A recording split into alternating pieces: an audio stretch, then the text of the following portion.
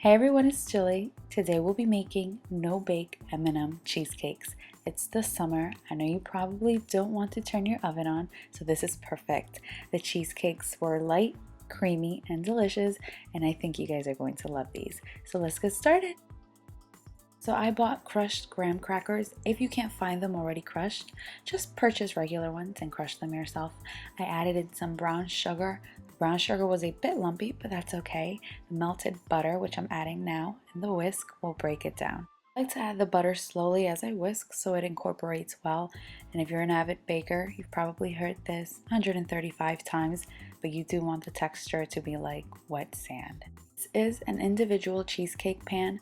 The bottoms slide up, making it really easy for the cheesecakes to pop right up. I placed about 2 to 3 tablespoons in each slot, and I used a glass to shape the crust nicely. If you do not own one of these pans, you may use ramekins. I also use ramekins so I could show you what they look like. And also I lost 3 little bottoms of that pan. In my defense, I've had it for years. You want to repeat the same process. You're probably wondering if you could make these in a muffin pan, and no.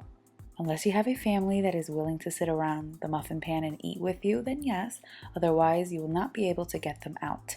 You won't be able to get them out of the ramekins either, but at least you can hand it to the person.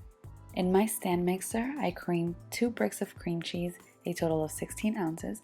I always buy Philadelphia. I do think it makes a difference, but that's my personal preference.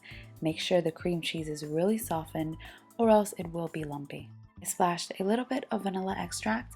I then poured in the heavy cream, added the sugar. You want to mix this for about 5 minutes. The cream will thicken up nicely with the cream cheese infused in it. It's going to be delicious. This consistency is perfect. It's smooth, creamy, no lumps, no baking, no eggs. Love it. It looks like a delicious cloud, kind of. I added in the M&Ms. My cousin asked if she could use trail mix instead. No, why ruin it? M&Ms are perfect for this. You may add as much or as little as you like. I added about a cup, but I always add it in slowly to make sure I don't go overboard, and 1 cup was perfect. Can you make the crust out of the M&Ms instead of the graham crackers? M&Ms are a bit hard, so I didn't bother, but you can try and let me know. I filled each slot all the way to the top because these are not going to go in the oven and rise. However you fill them and shape them, they will stay, so try to be neat and flatten out the top.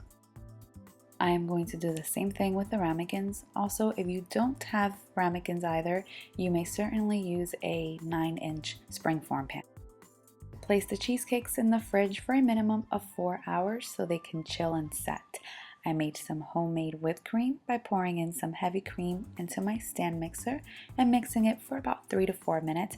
I added some vanilla extract, powdered sugar. That was it.